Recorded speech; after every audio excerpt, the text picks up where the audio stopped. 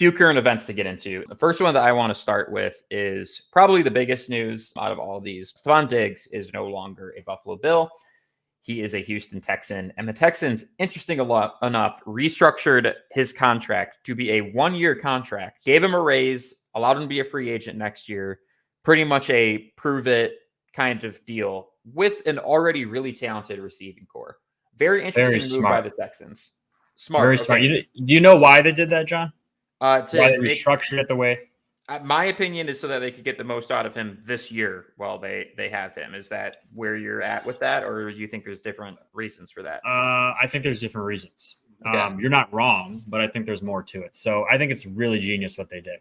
Clearly, the Bills wanted him out. They had to get him out, and they gave him away for a lot less than people thought they'd have to. People thought they'd get more for him, right? Sure. Clearly, there was issues more.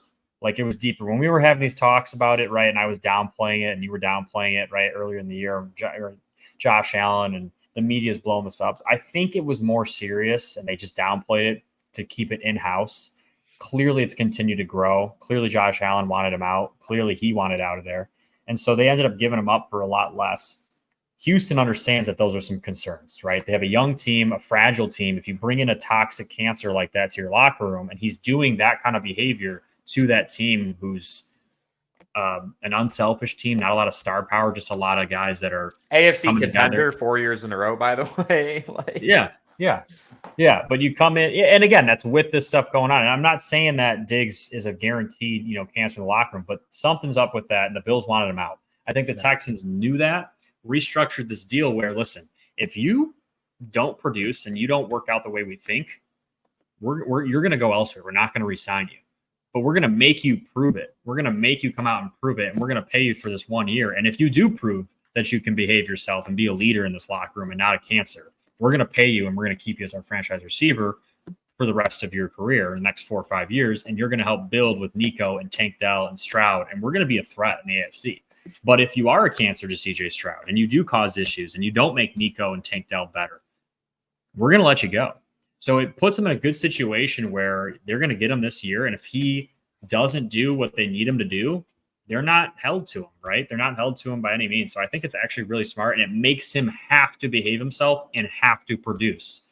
And I think that's a beautiful thing to have. You put it on him, right? You decide what's going to happen. You decide what you're worth in the offseason when you start bargaining for what your new contract should be.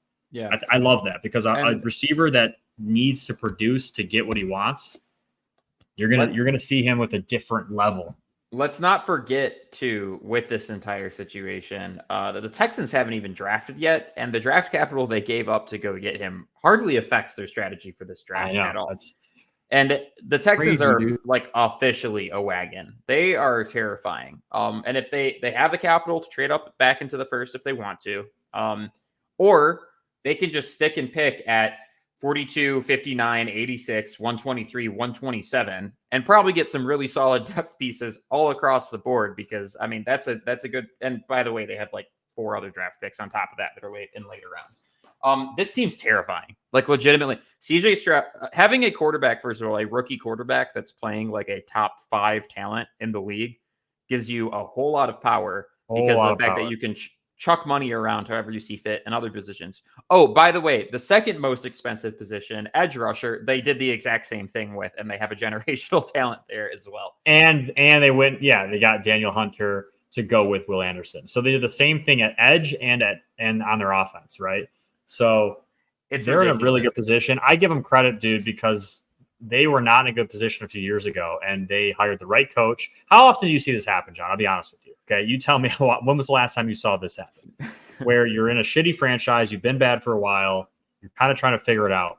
You hire the right coach, you have the right GM, you draft the right quarterback, you trade picks to move up and get the second and third pick, and you draft the right defensive edge player. And then you make a signing, and we'll see with defensive end with Hunter and then with receiver with Diggs. You make 2 star player signings that make sense for what your team has. If both those guys do pan out, like, you just built a team in a year and a half. Yeah, it's the speed at which they did it and the amount of like capital, relatively speaking, that they gave up in order to accomplish it is actually mind-boggling. Like, it's insane. Yeah, shout out to what the Texans got going over there because they've been a poverty franchise for a long time now. Best team in Texas. 100%. If you put a gun to my head and you tell me which team to root for, Houston Texans every single time. Don't even have to think twice about it. John, have you seen all the sketch videos? You know who Sketch is? Mm-mm. Have you seen all the? You know, you got to look up when the Sketch is this online streamer. He's a huge Texans fan. He's never not wearing a CJ Stroud jersey in all of his streams. He's like really good at it, but he's hilarious and he's gone mega viral the last few years, or not the last few years, the last few weeks with the rise of the Texans. And they brought him out and he was running routes with Diggs, Tank Dell, Stroud. I did see that. He's been on all kinds of things, dude. And he's hilarious, one. But two, like as he rises, the Texans rise. And he's like brought like an added like swagger to this team. And it's like cool to be a Texans fan right now. And that you can't say it's been a while since you could say that. Hey man, their colors are red, white, and blue too. I'll take them over Dallas any day of the week as America's team. I'm totally fine with that.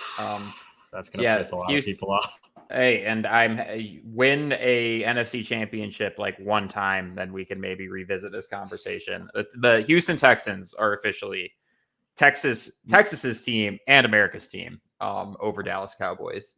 All right, next thing we got on the list, Josh Allen, not the quarterback, the edge rusher that plays for the Jacksonville Jaguars, did a 5-year, $150 million contract extension with the Jaguars. Got paid big money. People were expecting him to get shipped off, traded maybe on draft day or something like that, because originally it was like a franchise tag kind of situation. Nope, locking him in. You're our premier edge rusher. Trayvon Walker on the other side of you. Defense is good to go. Likely this means that they'll probably spend the draft focusing on offense from this point on, if I had to guess. I like this move a lot. The defense struggled at times, but I think, really this draft should be dedicated to supporting Trevor Lawrence's endeavors a little bit more if you're the Jaguars, not trying to fix certain aspects of your defense. Well, you have a staple. You're all good to go there. You can shift your focus as needed. Really big fan of the signing and really big fan of the player, Josh Allen. Yeah, it's hard to still be relevant when your name's Josh Allen in a league where Bills Josh Allen is in, right? Just because of the star power he has. But I do like the signing. I think it makes sense. You've got to lock down the one thing you've got to work on your defense, and that's him. And now you got to rebuild your offense and make that work. So I think it's the right move. Yeah, and Jags are probably receiver or tight end potentially needy if you want to make Bowers more of a receiver for your team. So again, they can shift their focus to that. I think they're at pick 17. So that puts you in a decent spot. Or you can shore up your offensive line with that pick. Who knows? They have options, and I think that's what they're trying to do is, like I said, just lock it down. All right, we're going to do the shitty news first, and then we'll do the fun news after that to wrap up this episode. Rashee Rice, he got an arrest warrant out for him, 6 charges in total. Reckless driving, bodily injury, some of them minor, I think one of them severe. Again, young player, driving like an idiot, turns out to be a really, really bad situation. And he's lucky he didn't kill anybody, because if that was the case, rising star just Henry Ruggs himself and makes a very early exit from the NFL when there is a world of potential to win a whole lot more football games in the future and help your team out. Especially, who knows what Casey's going to do here with the super deep receiver class, but he was wide receiver 1 by the end of the season last year for KC. For the Super Bowl winning team. It's so, mind-boggling, dude. I mean, seriously, the mistakes some of these guys make, it's mind-boggling. Didn't he also have unregistered guns and marijuana in the car? He did. And there's an assault related charge somewhere involved in there too. I don't know what was going on while he was, fleeing the scene or whatever, but 6 pretty serious charges, and I better hope he gets this sorted out before the season starts, because if not, Casey could draft his replacement incredibly quickly. So again, it's a bummer. Don't mean to get on the same soapbox twice in the same episode, but the best way to avoid that is to not recklessly or drunk drive. How hard is it? Yeah, on such a regular clip. And there's 2 different stories to talk about in this episode in reference to that. All right, fun news. 3rd alternate helmet was approved by the NFL.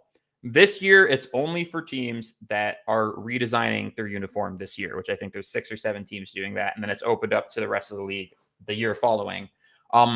one, I like that because I think the reason they're doing that is just so that the teams that are redesigning this year can keep that in mind while they're, wrapping up how they're going to unveil this year's uniforms, which is nice. Probably a little bit late to the memo because most of the teams, I think their designs are more than finalized by this point, but at least that gives them, a few weeks to figure out what they want to do with that. But then also it's incredibly fun because of the fact that I think the NFL, the no fun leagues rules are incredibly rigid around this. And there has not been a lot of leeway. They opened up alternate helmets, I think 3 years ago. And now they're saying, hey, you can have a home helmet, you can have an away helmet, you can have an alternate helmet. And it sounds like you can mix the home with any of the other jerseys that you want to rock with. Personally, Lions redesigning their uniforms. We know I'm a big fan of the ice whites here, and I'm just thinking of, potential opportunities. I've seen mocks with the Bears having a white helmet with, an orange and navy logo on it. Like, there's so many sick options here, and I'm happy that these NFL teams have room to play with their away unis for once. It's the first thing in a long list of things that the NFL has done correct. They continue to make themselves worse with all these other rules and all these other announcements that we've had so far in the offseason. This is the first thing they've done in a while where fans like it and where it's like a full-on agreement of, okay, this was the right move. I will say this, John, I want the NFL to be careful. I do like the historic look. I do think it's tough to beat a classic uniform. Like if you look at like college football, it's really hard to beat like a Penn State, right? Just simple. Right. It's hard to beat a Michigan's helmet, right? Like an alternate helmet for Michigan doesn't make sense to me. In the NFL, never. I guess don't touch that helmet. Right, never. Right. But that's the thing is like I think some of the like the Steelers uniforms, dude. Like they're simple, they're classic. Like you don't toy with that. I don't like when Dallas toys with their uniforms. Like just be the standard uniform that you are. That's so recognizable. That's your brand. It's part of what you are. So I do think that you got to be careful allowing them too much leeway. But I do think this is the right thing. A little bit of like the throwbacks were sick, dude. Throwback uniforms, you can't ever go wrong with that. But when you start doing the modernistic, futuristic look, like I'm not a huge fan of that. Like what the Seahawks do, not a huge fan of that. Yeah, I agree with you. And I think teams will handle that with care. And I'm just, look, this is a Detroit-based podcast. I'm going to pivot this to what the Detroit colorways are going to look like. We're probably what the speculation Just bring the blacks. Just bring the blacks back, dude. That would be phenomenal. I hope that's the alternate uniform situation because that blue classic alternate that they have looks a million times better with black as the colorway instead of gray. But what I'm getting at is likely they're going to have like throwback moderns, like 90s, moderns for their uniforms for this year. I think that's what everybody wants. And from what Rod Wood has said in reference to the uniforms, that's what they're going to go with for their home unis. Stoked on that. Now, my little sprinkle of modernization is I'm a big fan of the ice whites, and I'm hoping they keep some kind of uniform like that. Now, Mark, what's your opinion on a white Lions helmet with those ice whites? Because I think that is so clean. I think that's disgusting. It would be pretty tough to beat us in that. I'll be honest. It would be tough. It would look so. And honestly, I think you make it, dude. Too, so it's simple, John. It's simple. You go with the all black, right? You go with the all black uni with the blue tint, and for away, you go with the ice whites. Like, don't overthink it. Yep. Don't overthink it. Hoping to God that they keep that colorway going of the primary white pants with the white jerseys. I think it's one of the cleanest looks in the NFL. And if it wasn't for the Dallas game, they would have been undefeated in those uniforms last year. Should have been a win. Exactly. Well, no, they lost to the Niners, didn't they? Technically, they were gray pants, didn't they? Yeah, they were classics in that one, like their standard. So yeah, should have worn the ice whites. Got to be the ice whites, man. All right, that pretty much wraps up the NFL news. Going into this draft, all the current events, we still managed an hour and 15-minute long episode in April. So, off season, we're the source for it. Make sure to check us out. Subscribe to the YouTube channel. Make sure to check us out on all of our social media platforms. We have a merch store, great NFC North line. We'll have to start looking into seeing if we want to do another division this year as well.